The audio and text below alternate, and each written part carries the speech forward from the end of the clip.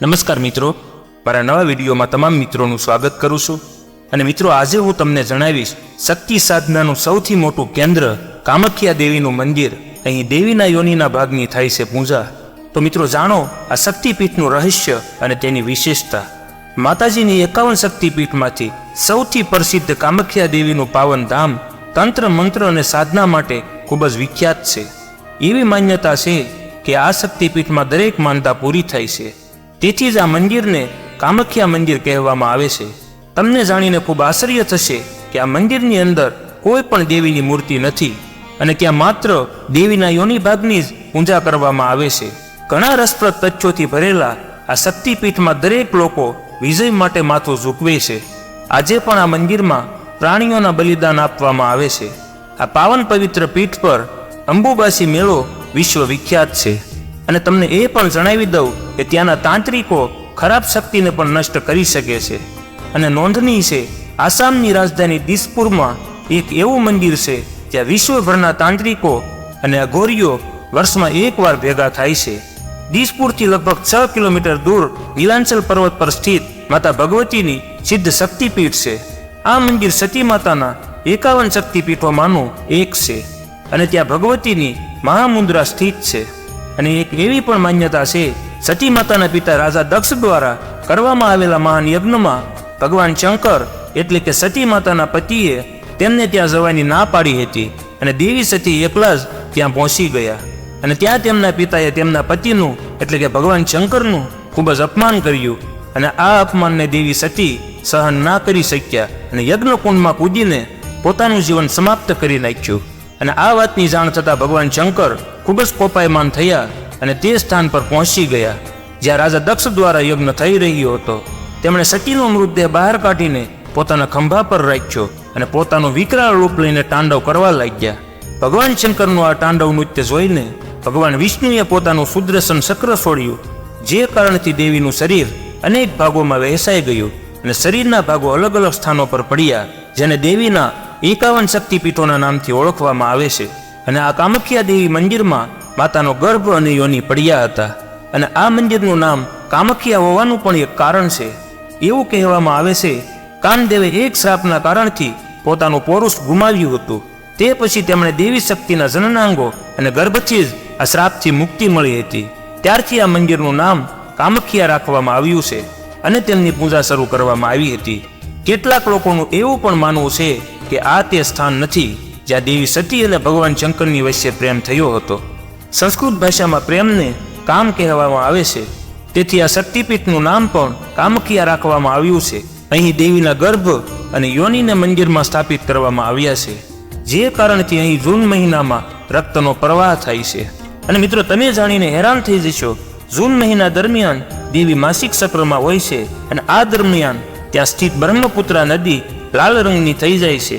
અને આ દરમિયાન આ મંદિર 3 દિવસ માટે બંધ થઈ જાય છે. મંદિરમાંથી નીકળતા આ લાલ રંગના પાણીને ત્યાં આવેલા ભક્તોને વહેંચવામાં આવે છે. પરંતુ ત્યાંની એક રહસ્યમય વાત એ છે, આ વાતનું કોઈ પણ પૌરાણિક કે ઐતિહાસિક પ્રમાણ નથી કે દેવીના લોહીથી જ આ નદી લાલ રંગની થઈ જાય છે. ત્યાં લોહી સંબંધી કેટલાક લોકો એવું પણ કહે છે કે આ સમયે મંદિરના પૂજારી નદીમાં સિંદૂર નાખે છે. આ કારણથી નદીનું પાણી લાલ થઈ જાય છે. અને આ મંદિરની માન્યતા એવી પણ છે કે આ મંદિરનો પ્રસાદ પણ અન્ય મંદિરો કરતાં અલગ જ છે. ત્યાં પ્રસાદના રૂમમાં લાલ રંગનું ભીનું કપડું રાખવામાં આવે છે અને કહેવામાં આવે છે, જ્યારે માતાને 3 દિવસનો રજસ્વ આવે છે ત્યારે મંદિરની અંદર સફેદ રંગનું કાપડ પાથરવામાં આવે છે. 3 દિવસ પછી મંદિરના દરવાજા ખોલે છે અને ત્યારે તે વસ્ત્ર માતાના રસથી લાલ રંગનું ભીનું થઈ જાય છે. આ વસ્ત્રને અંબુવાસી વસ્ત્ર કહેવામાં આવે છે. તેને જ ભક્તોને પ્રસાદના રૂપમાં આપવામાં પણ આવે છે. આ મંદિરની અંદર કોઈ પણ દેવીની પ્રતિમા નથી. આ જગ્યા પર એક પથ્થરથી બનાવેલ વિભાજન દેવીની યોનિને દર્શાવાય છે. એક કુદરતી ઝરણાના કારણે આ જગ્યા હંમેશા ભીની રહે છે. આ ઝરણાને એક પ્રભાવી અને શક્તિશાળી માનવામાં આવે છે. કહેવામાં આવે છે, આ ઝરણાનું નિયમિત રૂપથી સેવન કરવાથી તમને કોઈ પણ ખતરનાક બીમારી હોય તો પણ દૂર થઈ જાય છે. આ મંદિરની અંદર પ્રાણીઓની બલિ આપવામાં આવે છે, પરંતુ જો કે અહીં સ્ત્રી પ્રાણીની બલિ આપવામાં નથી આવતી. તંત્ર સાધના માટે આ મંદિરને દુનિયાનું સૌથી મહત્વપૂર્ણ સ્થાન માનવામાં આવે છે. આ મંદિરની અંદર સાધુ અને અઘોરીઓનો ઝુંડો બહાર આવે છે અને ત્યાં કાળું જાદુ કરવામાં આવે છે. જો કોઈ પણ વ્યક્તિ પર કાળું જાદુ કરવામાં આવ્યું છે તો તે અહીં આવીને તેની સમસ્યામાંથી મુક્તિ પણ મેળવી શકે છે. કામાખ્યા મંદિરના તાંત્રિક અને સાધુ પણ ચમત્કાર કરવામાં પૂર્ણ છે. કેટલાક લોકો લગ્ન, બાળક, ધન અને કેટલીક મનોકામનાની પૂર્તિ માટે કામાખ્યા મંદિરની તીર્થયાત્રા પર જાય છે. એવું પણ કહેવાય છે કે ત્યાંના તાંત્રિક ખરાબ શક્તિને દૂર કરવામાં પણ શક્તિશાળી છે. અંબુબાસી કે અંબુબાસી મેળાને અમેથી તેમજ તાંત્રિક જનન ક્ષમતાના પર્વ તરીકે પણ ઓળખવામાં આવે છે. અંબુબાસી શબ્દની ઉત્પત્તિ અંબુ અને બાસી શબ્દથી થઈ છે. અંબુનો અર્થ હોય છે પાણી, જ્યારે બાસીનો અર્થ હોય છે ઉત્ફલન. આ પર્વ સ્ત્રી શક્તિ તેમજ તેની જનન ક્ષમતાને ગૌરવાન્વિત કરે છે. આ દરમિયાન અહીં મોટી સંખ્યામાં શ્રદ્ધાળુઓ આવે છે કે જેથી તેને પૂર્વનો મહાકુંભ પણ કહેવામાં આવે છે. એમ પણ કહેવામાં આવે છે કે તંત્ર વિદ્યા અને કાળી શક્તિઓનો કાળ વીતી ચૂક્યો છે, પરંતુ કામાખ્યામાં આજે પણ આ જીવનશૈલીનો ભાગ છે. અંબુબાસી મેળા દરમિયાન સહેજે જોઈ પણ શકાય છે. આ સમયે શક્તિ તાંત્રિકની દ્રષ્ટિએ ખૂબ જ મહત્વની માનવામાં આવે છે. શક્તિ તાંત્રિક એવા સમયમાં એકાંતવાસમાંથી બહાર આવે છે અને પોતાની શક્તિઓનું પ્રદર્શન કરે છે.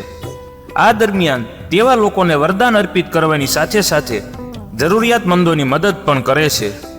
આ વિસ્તારની આજુબાજુ ઘણા તાંત્રિકો જોવા મળે છે, જેને સ્પષ્ટ છે કે કામાખ્યા મંદિરની આજુબાજુ તેનો મહત્વનો આધાર છે. એવું પણ મનાય છે કે અહીં મોટા ભાગના કોલ તાંત્રિકોની ઉત્પત્તિ કામપુરામાંથી થઈ છે. સામાન્ય ધારણા એવી છે કે કોઈ પણ વ્યક્તિ ત્યાં સુધી પૂર્વ તાંત્રિક નથી બની શકતી કે જ્યાં સુધી તે કામાખ્યા દેવીની સામે માથું ન ટેકવે.